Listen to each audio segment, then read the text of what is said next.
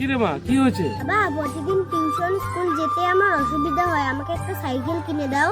কি সাইকেল লাগবে? একটা সাইকেলের দাম কত জানিস? 5 থেকে 7,000 টাকা। ওই টাকা কোথায় পাবো? তুমি বাবা হয়ে আমাকে একটা সাইকেল কিনে দিতে পারছো না? আরে মা, তুই কি বলবো, দেখলি তো কৃষি কাজগুলো করলাম, আলু করলাম, বৃষ্টি পড়ে পড়ে সব শেষ। ডিম যা করলাম, একটারও দাম নেই। আমি কি করে তোকে সাইকেল কিনে দেবো? দেখছিস তো টাকার জন্য আমি মানুষের বাড়িতে কাজ করতেছি। তুমি কাজ করেই দাও না ভিক্ষা করেই দাও, আমাকে সাইকেল লাগবে তো লাগবেই। আমার নেই টাকা পয়সা, আর তুই এখানে কাজের সামনে এসে ঘ্যানে ঘ্যানে কেন?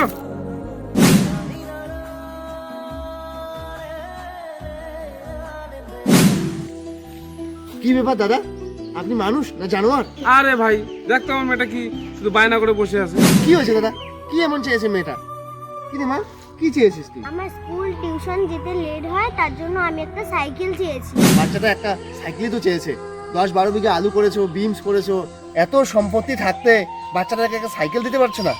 আর তুমি হঠাৎ আমার বাড়িতে কাজে, আমি তো দেখে অবাক। কি বলবো রে ভাই, 5-6 লাখ টাকা ব্যাংক থেকে লোন নিয়ে আলু করলাম, আর দেখলি তো আবহাওয়াটা কি অবস্থা, বৃষ্টিতে সব আমার শেষ।